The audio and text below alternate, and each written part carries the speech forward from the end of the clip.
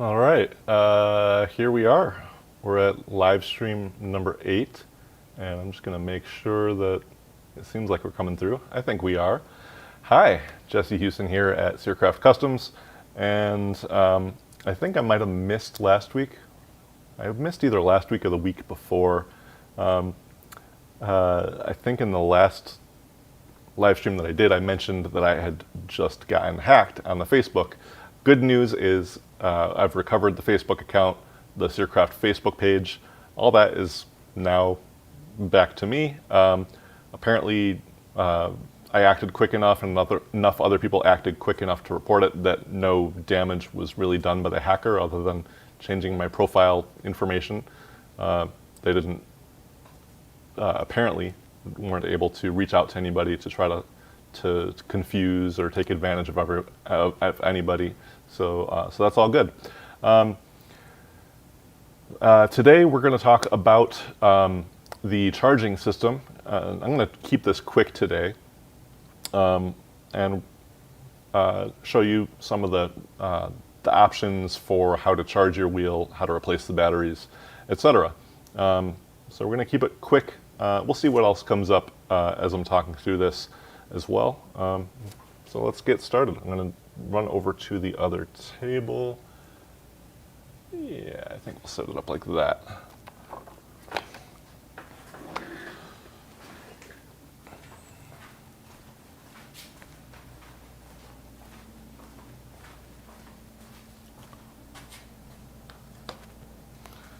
And do we have audio?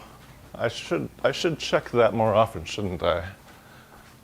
Let me switch to make sure that we're getting decent audio. Yes, it looks like we are. Okay.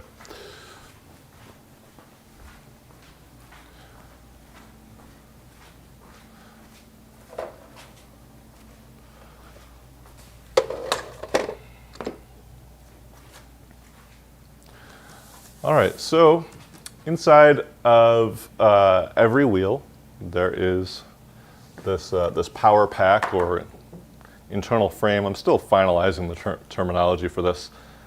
We'll call it the power pack. The power pack is where the battery goes. So I'm going to show you real quickly how to take the battery in and out. There's two sides to the battery, a positive and a negative. They're not actually clearly marked. Although before we ship them out, I do like to just put a Sharpie plus and minus on them. Hopefully you can see that in this camera. And we've got two little battery terminals, like leaf spring type battery terminals in there. Basically you just pop the battery right onto that. And that's how the battery goes in and out of your power pack. Right next to the battery is the charge port. You want to have the positive side of the battery next to the charge port. Can I get in closer here? Oh, there we go. All right, so I've got the positive side of the battery right next to the charge port there. And the charge port serves a dual role. It's actually switched. There's a switch in there that powers the section of the wheel on and off. So there's a battery in each section, and there's a power port switch slash charger port in each section. In order to turn on the wheel, basically the wheel is on whenever nothing is plugged into that charge port. In order to turn off the wheel, we've got these little plugs here that plug in there. You can see one right here as well, to turn the wheel on and off. And these are sized so that they are below the surface of the skin. So if you ever wanted to, you could spin around in the wheel with it turned off and with these plugs in there. But these plugs, we call them power plugs, and if we get focus, you can see they just plug right into that charge port. And yeah, so that is that. I'm going to show you on this section here, with a little bit of a caveat on this section. When I unplug an LED strip, or sorry, when I unplug the power pin, or the power plug, we get the wheel powers on.